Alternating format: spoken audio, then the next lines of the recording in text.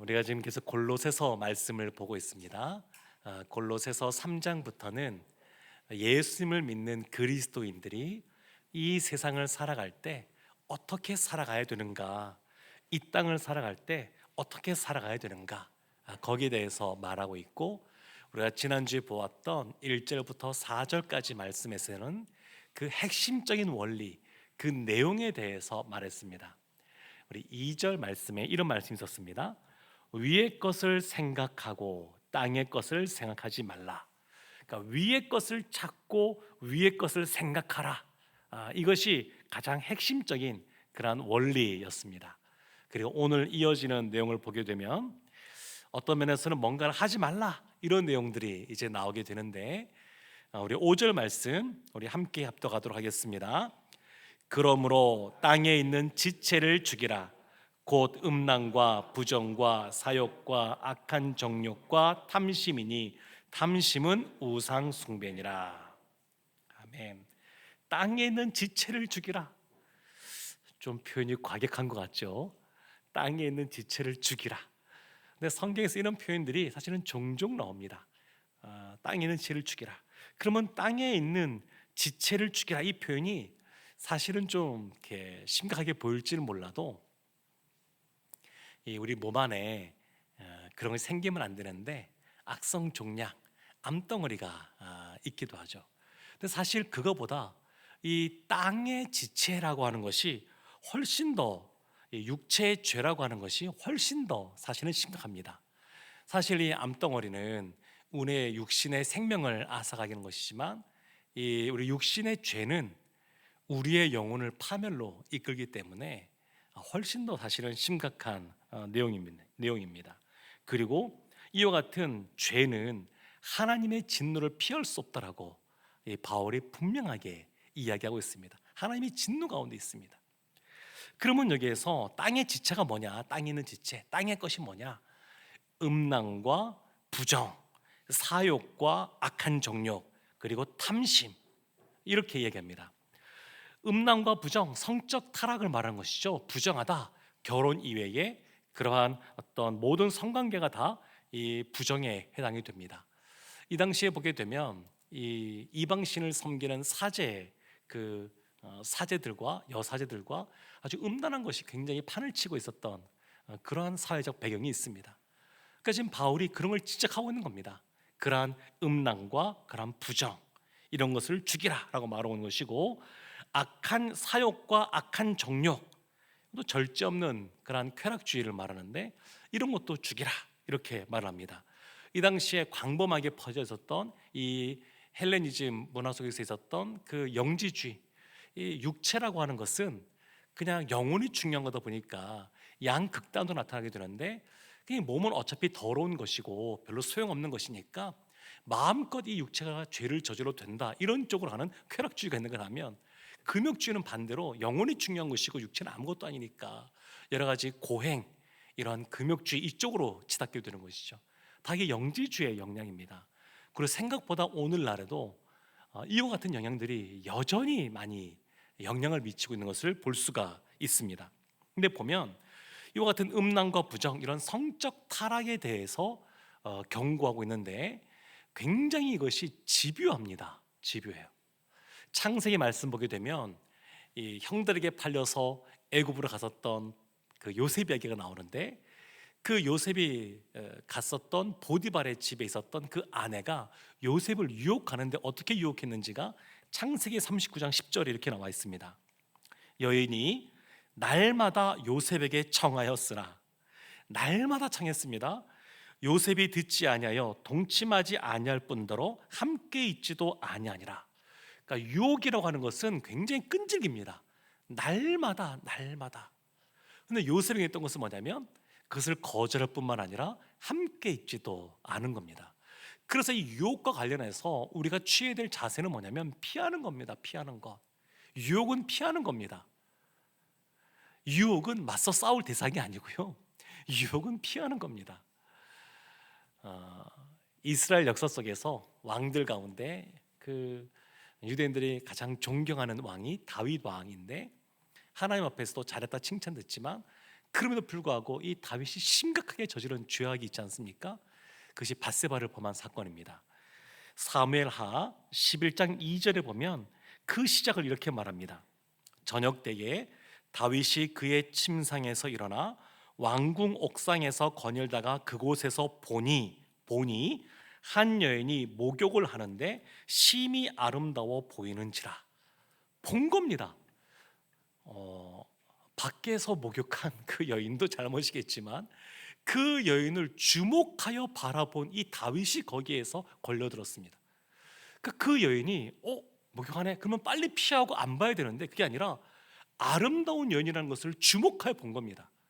그래서 4절 말씀에 보면 이런 말씀이 이어집니다. 사무엘하 11장 4절에 다윗이 전령을 보내어 그 여자를 자기에게로 데려오게 하고 그 여자가 그 부정함을 깨끗하게 하였으므로 더불어 동침함에 그 여자가 자기 집으로 돌아가니라. 다윗이 전령을 보내서 사람을 보낸 겁니다. 본인이 간 것이 아니라 사람을 보내서 데려왔습니다. 그리고 그 여자가 부정함이 깨끗하게 하였으므로, 그러니까 이때 생리 기간이 있었는데 그 기간이 지날 때까지 기다리는 겁니다. 다윗이 얼마나 여기 집요함을 들였는지 모릅니다. 그냥 한번 보고 그냥 그 마음을 어쩔 수 없어 넘어간 게 아닙니다. 집요하게 그것을 파고 들어가는 것이고, 그 시간이 지나 며칠 걸린데도 불구하고 그것을 기다리면서 끝끝내 동침하고 마는 이런 악한 모습을 이 다윗이 보여줍니다. 그러니까 땅의 것이라고 하는 것은 사실은 이 음란한 것만 그런 것이 아닙니다.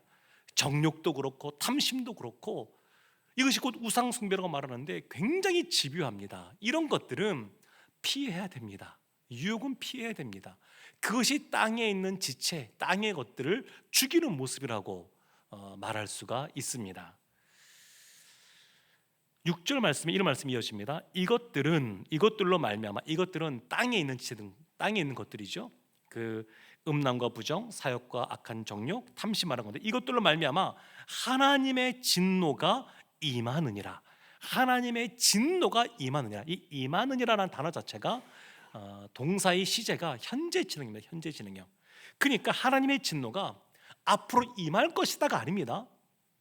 이와 같은 땅에 있는 지체를 추구하며 살아가는, 거기에 얽매여서 살아가는 사람들은 하나님의 진노가 이미 임하고 있다는 겁니다. 이미 쌓이고 있다는 겁니다. 하나님의 진노가 지금 진행되고 있다는 겁니다.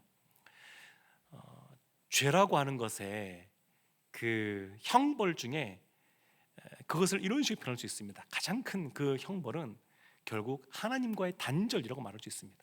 아담이 죄를 지으면서 그에게 죽음이라는 것이 찾아오긴 했지만 사실은 이 모든 것은 보면 하나님과의 관계가 소원해지고 멀어지고 단절되는 겁니다.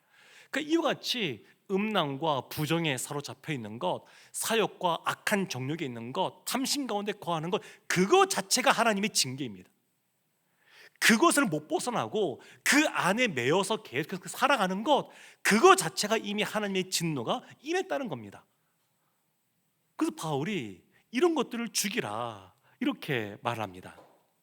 땅의 것은 이와 같이 성적 타락의 모습도 있지만 또 어떤 모습도 있냐면 8절 말씀에 이런 말씀이 이어집니다. 이제는 너희가 이 모든 것을 벗어버리라. 곧 분함과 노여움과 악의와 비방과 너희 입에 부끄러운 말이라. 이 모든 것을 벗어버리는데 분함과 노여움과 악의와 비방, 부끄러운 말, 이 말과 관련된 겁니다. 말이 상대방을 비난하는 말이 나오거나 여러 가지 욕설이 나오거나 이런 것들이 막 나오기 시작한다 그러면 이미 땅의 것에 지금 매여 있다는 증거입니다. 그러니까 입술이 하나님으로 말미암아 정결한 말들을 하는 것이 아니라 이와 같이 분을 하고 노여워하고 악의와 비방 이런 말들을 하는 것, 이런 것이 땅에 있는 것이라고 말할 수 있습니다. 9절 말씀에 이런 말씀이었습니다. 너희가 서로 거짓말을 하지 말라. 옛사람과 그 행위를 벗어버리고. 거짓말, 그러니까 이 말이라고 하는 것이 이와 같이 하나님 앞에서 정직하지 않은 그런 모든 말들은 다 땅의 것이라고 말할 수 있습니다. 땅에 있는 지체를 죽이라고 말하는데 땅에 있는 지체가 뭐냐? 이와 같이 더러운 것과 또 이 더러운 말들, 이런 것들을 지금 말하고 있습니다. 이것을 9절 끝에 보면 이것이 바로 옛사람이고 옛사람의 행위라고 말하고 있고 이것을 벗어버리라 이렇게 말하고 있습니다. 그러면서 이제 오늘 이제 제목과도 연관되어지는데 이와 같은 것을 벗어버리고 죽이고 그럼 어떻게 살아가야 되느냐, 그것이 10절 말씀부터 나오게 됩니다. 우리 10절 말씀 함께 합독하겠습니다.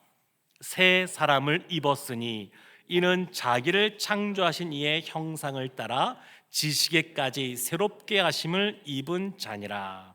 아멘. 새 사람을 입었다. 그런데 자기를 창조하신 이의 형상, 자기를 창조하신 이가 누구냐면 예수 그리스도를 말합니다. 예수 그리스도의 형상을 따라 지식에까지 새롭게 하심을 입은 자. 그러니까 새 사람이란 어떤 사람이냐?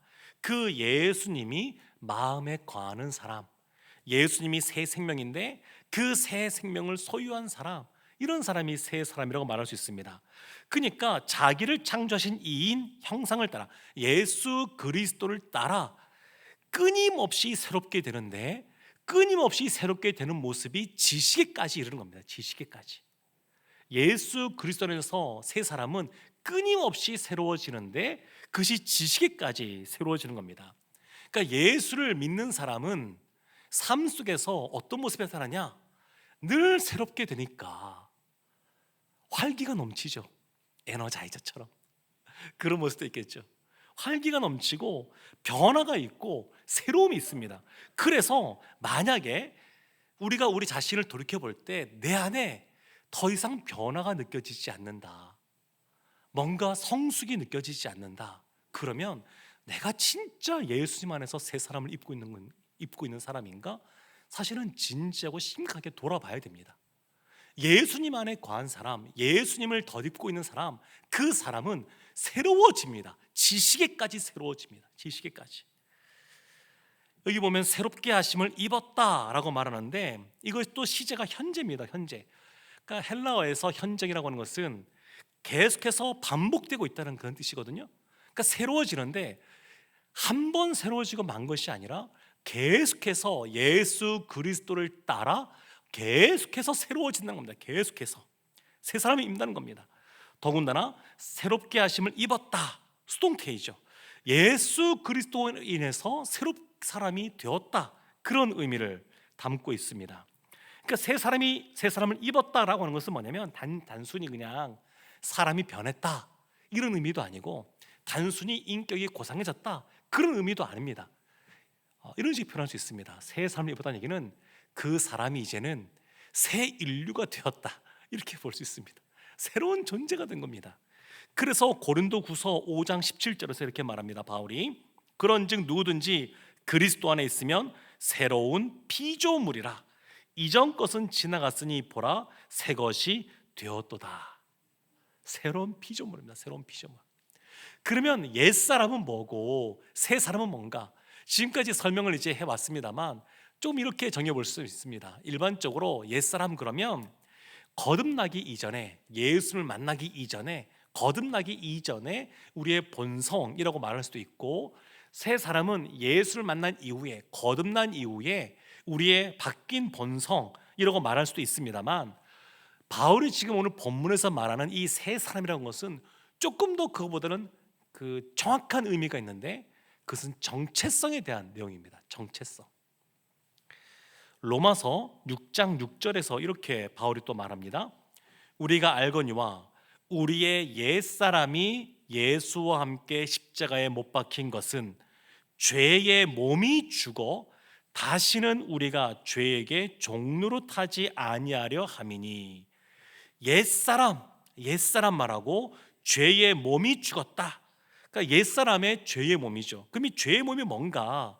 그냥 우리의 몸이 죄악 덩어리의 몸인가? 뭐 그렇게 볼 수도 있지만 다른게 볼 수도 있습니다. 우리의 몸이 죄의 지배를 받는 몸이다, 이렇게 해석도 가능합니다. 그래서 오늘날 보면 학자들이 이것을 후자로 해석을 합니다. 그냥 단순히 죄의 몸, 우리가 죄의 몸이 죽어라고 하는데 죄의 죄악 덩어리 몸이 죽었다, 이것이 아니라 죄의 지배를 받는 몸이 죽었다. 그러니까 우리 안에 더 이상 사망과 또 이 세상의 주관자가 우리를 죄의 지배 안에 메어 두는 것이 아니라 그것은 이제 죽었다는 겁니다. 죽었다는 것. 우리는 더 이상 죄의 지배를 받지 않는 사람이 되었다. 그것이 바로 새 사람이다라고 하는 것을 드러내고 있습니다.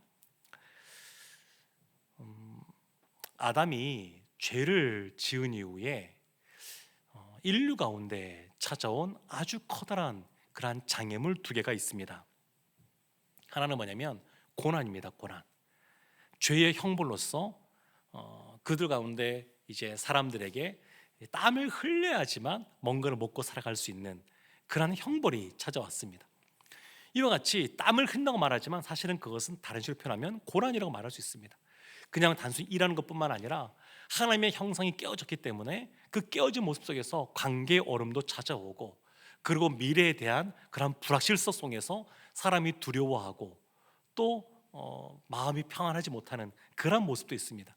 그런데 이와 같은 어떤 외적인 그러한 고난보다 더 사실은 우리에게 어려움을 주는 건 뭐냐면 내적인 그러한 어려움인데, 그 바로 죄의 문제입니다. 죄의 문제. 아담이 죄 지은 이후에 인류 가운데 그 어떤 죄의 문제가 찾아왔습니다. 이것이 아주 심각합니다. 공동체도 그렇죠. 우리가 사도행전 말씀을 주일날 보고 있는데 예루살렘 공동체가 너무너무 잘 이렇게 부흥되고 있으면서도 그들 가운데 외적인 그런 박해도 있었고, 또 내적으로도 그 아나니아와 삽비라를 비롯하여서 죄의 문제, 거짓말로 인한 죄의 문제, 그런 것들이 드러나기 시작합니다. 근데 외적인 압박보다 외부적인 어떤 박해보다 더 심한 건 뭐냐면 내부적인 문제입니다. 내부적인 문제. 근데 이와 같이 아담이 죽은 이후에, 아담 이후에 이와 같은 어려움들이 우리 가운데 찾아왔는데, 이와 같이 옛사람이라고 말할 때 사실은 이 옛사람이 1차적으로 아담을 말합니다. 아담. 그러니까 아담이라고 하는 존재가 갖고 있었던, 아담에게 속해 있었던 우리의 어떤 신분 있지 않습니까? 죄인이라고 하는 신분, 또 아담이 갖고 있었던 그러한 죄를 지으며 속해 있었던 특성, 그러니까 우리도 죄인이고 죄와 사망의 지배를 받는 존재가 되었다고 하는 것, 그것이 바로 옛사람입니다. 새 사람은 어떤 존재냐? 이것은 한마디로 말하면 예수 그리스도입니다. 성경은 분명히 말하는데 첫 번째 아담 말고 예수 그리스도가 두 번째 아담으로서 이 땅 가운데 오셨다고 말하고 있습니다. 그러니까 이 말은 뭐냐면 우리가 새로운 정체성을 가진 사람이 되었다는 겁니다. 이것을 갈라디아서 3장 27절에서 이렇게 말합니다. 누구든지 그리스도와 합하기 위하여 세례를 받은 자는 그리스도로 옷 입었느니라. 세례를 받는다라고 하는 것은 예수 그리스도와 연합된 것을 말하는데, 그것은 곧 죄의 그러한 옷을 입고 있는 것이 아니라 그리스도의 옷을 입고 있다라고 하는 겁니다. 그리스도의 옷. 고대에는 이 옷 자체가 정체성을 드러냈었습니다. 만약에 법복을 입고 있다, 그러면 그 사람은 판사라는 것이죠. 그 사람의 하는 역할이 뭔지, 정체성이 뭔지 그것이 드러납니다. 오늘날도 마찬가지죠. 그냥 군복을 입고 있다, 그러면 저 사람은 군인이고 나라를 지키는 사람이다. 경찰복을 입고 있다, 저 사람은 또 이 민중의 지팡이로서 또 사회의 안정과 질서를 유지하는 사람이다. 그 의사로서 하얀 가운을 입고 있으면 저 사람은 생명을 살리는 그러한 역할을 하는 사람이다. 이런 것들을 드러내지 않습니까? 근데 그것처럼 옷이라고 하는 것은 그 사람의 신분과 역할을 드러내는데, 예수 그리스도로 옷 입었다라고 하는 것, 예수 그리스도 옷을 입었다고 하는 것은 나는 그리스도에게 속한 사람이다라고 하는 것을 드러내는 겁니다. 예수 그리스도로 옷을 입었다, 나는 그리스도에 속한 사람이다. 또한 나는 누구냐? 나는 죄인으로서 죄와 사망의 지배를 받는 사람이 아니라 의인으로서 은혜와 생명과 또 의의 지배를 받는 사람이다. 그런 것들을 드러내는 겁니다. 사랑하는 성도 여러분, 내가 예수 그리스도의 옷을 입었다라고 하는 것, 이것은 또 이렇게도 볼 수 있습니다. 우리가 죄인이라고 하는 것, 죄와 사망의 지배 가운데 있었다고 하는 이런 부끄럽고 이 참 민망한 이와 같은 것을 그냥 가려주게 되었다라고 하는 의미도 됩니다. 예수 그리스도를 말미암아. 더불어서 이와 같이 예수 그리스도를 옷을 입었다라고 하는 것은 다른 이들, 세상 사람들이 볼 때 나를 통해서 예수 그리스도가 보여진다라는 의미이기도 합니다. 한번 생각해 보십시오. 같이 사는 가족들이 나를 바라볼 때 그리스도의 사람으로 바라보고 있습니까? 직장에 있는 동료들이, 이웃들이 우리를 바라볼 때 저 사람을 보니까 예수님이 어떤 분인지 알 것 같아, 이런 말들을 합니까? 예수 그리스도로 옷 입었다라고 하는 것은 그런 의미까지 담고 있습니다. 내가 의인으로서 이제 더 이상 죄와 사망의 지배를 받는 사람이 아니라 은혜와 생명과 의 가운데 거하는 그러한 정체성을 가진 사람이 되었다라는 것을 의미하면서도 동시에 그와 같이 내가 이제 세상 가운데 그리스도를 드러내는 사람으로 사는 존재다라고 하는 것을 나타내기도 합니다. 인도에 그 독립운동을 이끌었던 간디 있지 않습니까? 많은 사람들 알고 있고 많이 알려진 내용이, 간디의 그와 같은 그 비폭력, 그 저항운동, 이것이 예수 그리스도의 가르침을 따라서 행한 것 아니겠습니까? 그렇지만 많은 사람들이 간디에게 말했다 그러죠. 예수님 믿고 같이 기독교인으로서 그리스도인 살아갑시다. 근데 간디가 끝끝내 그것을 받아들이지 않았습니다. 그러지 않았어요. 왜 그러냐면 그에게 경험들이 있는데, 한 그 예배 장소에 갈 일이 있었는데, 남아공에서 갈 일이 있었는데, 근데 그때 그 교회 그 출입구에서, 현관에서 들어오지 말라라고 하는 그러한 거절을 당하게 됩니다. 그러니까 간디가 볼 때 그리스도인은 예수의 가르침대로 살아가지 않은, 교회에서는 그리스도의 옷을 입은 것처럼 보이지만 또 다른 곳에서는 다른 옷을 입고 있는 거예요. 옷이 여러 벌이에요. 한 벌이 아니라, 단복이 아니라 여러 벌이에요. 가정에서, 직장에서, 또 교회에서 입고 있는 옷이 다른 겁니다. 그러니까 내로남불의 모습을 보이고 있는 겁니다. 그러니까 간디가 예수 믿는 것을 끝끝내 거부하고 말았습니다. 오늘날에도 이런 모습들 있지 않을까요? 그러니까 예수 그리스도로 옷 입었다라고 하는 것은 우리가 날마다 새롭게 그 옷을 입어야 된다는 것이고, 더 나아가는 뜻이고, 그것을 입었을 때에 믿지 않는 사람들도 우리를 통하여 예수 그리스도가 보여지는 그러한 모습으로 살아가는 것을 말하고 있습니다. 사랑하는 성도 여러분, 우리는 그리스도로 옷 입은 사람인 줄로 믿습니다. 우리가 그리스도로 옷 입은 사람이라는 것이 명확해질 때 우리 가운데 찾아오는 유익들이 있습니다. 첫 번째는 뭐냐면 우리의 미래에 대한 겁니다. 그리스도는 살아가지만 우리 앞날에 어떤 일이 펼쳐질지 궁금해지지 않겠습니까? 그런데 이런 모습으로 있을 때 우리가 입은 옷이 예수 그리스도라고 하는 것, 그것이 우리에게 큰 위안과 마음의 평안을 줍니다. 예수님이 얼마나 거룩하신 분이신지 그 존재 앞에 나아가면 그것이 보다 분명하게 드러납니다. 이사야 선지자가 하나님의 임재 가운데 임재가 임했을 때에 화로다, 나는 망하게 되었도다, 그렇게 말하지 않습니까? 우리가 주님 앞에 나아갈 때 우리의 죄악들이 드러나게 됩니다. 그래서 우리가 그 죄의 문제에 대해서 드러날 때마다 하나님 앞에 그 죄의 문제를 갖고 나아가는 것이 필요합니다. 그렇지만 동시에 우리가 기억할 것은 뭐냐면 예수님은 우리를 부끄러워하지 않는다는 겁니다. 사람의 교만함이 두 가지 모습으로 나타나지 않습니까?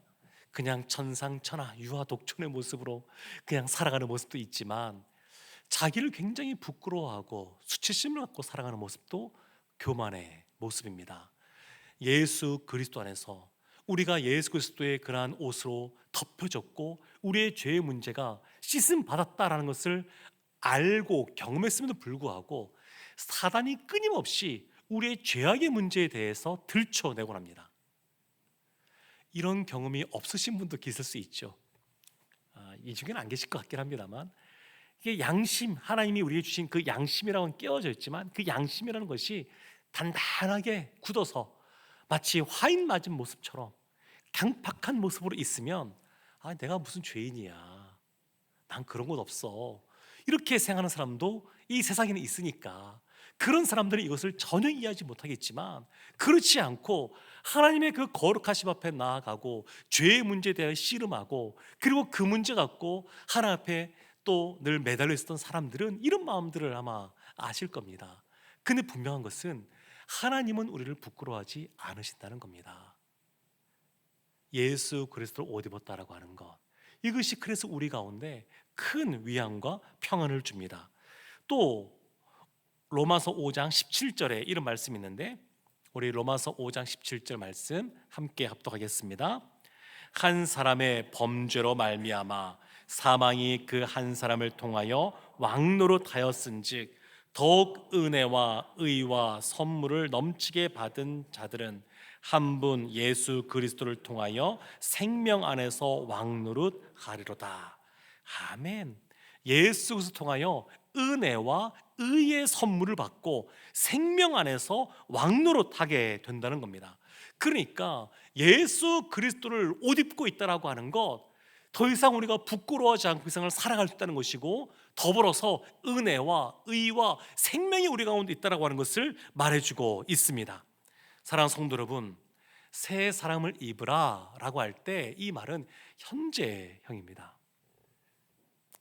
우리가 날마다 예수 그리스도와 더불어 그 형상을 따라 새 사람을 입어야 됩니다. 그리고 입고 있습니다. 이것이 수동태이기 때문에 입고 있습니다. 우리가 그와 같이 새 사람을 입고 살아간다고 하는 것이 우리 가운데 생명과 의와 생명이 넘쳐나게 된다는 것이고, 우리가 점점 더 새로워진다는 그러한 의미이기도 합니다. 그러므로 우리가 일상을 살아갈 때 우리 가운데 이와 같은 환난의 문제, 또 죄의 문제가 있을 때에 그 문제에 대하여 우리가 그것을 직면했을 때 아무리 생각해도 나는 연약하고 부족하고 죄의 문제에 대해서도 뭔가 내세울 것이 없는 것처럼 보일지 몰라도, 그럼에도 불구하고 예수 그리스도께서 책임져 주신다, 그것을 말해주고 있습니다. 사랑하는 성도 여러분, 우리가 신앙생활을 한다고 하는 것은 우리가 우리 자신을 더 이상 믿지 않기로 결정한 겁니다. 우리가 우리 자신을 더 이상 믿지 않고, 그럼 무엇을, 누구를 믿느냐? 예수 그리스도를 믿기로 결정한 겁니다. 새 사람을 입었다고 하는 것, 더 이상 내가 내 자신을 의지하지 않고 예수 그리스도를 의지하며 살아가겠다는 그러한 고백이기도 합니다. 사랑하는 성도 여러분, 바울이 이 세상을 살아갈 때 그리스도인이 어떻게 살아가야 되느냐, 대원칙은 위의 것을 생각하고 땅의 것을 찾지 말라, 그렇게 말했습니다. 위의 것을 찾고 위의 것을 생각하며 살아가야 됩니다. 그 위의 것을 생각하며 살아갈 때 우리가 꼭 기억해야 될 것, 땅의 것을 생각하지 말고 새 사람을 입고 살아가야 될 줄로 믿습니다. 하나님께서 이런 은혜를 우리 가운데 이미 주셨습니다. 혹 내가 날마다 예수 그리스도를 덧입고 살아가지 못한다 그러면 진지하게 또 우리 자신을 돌이켜보기를 원합니다. 하나님의 은혜가 우리 모두 가운데 있기를 간절히 소망합니다.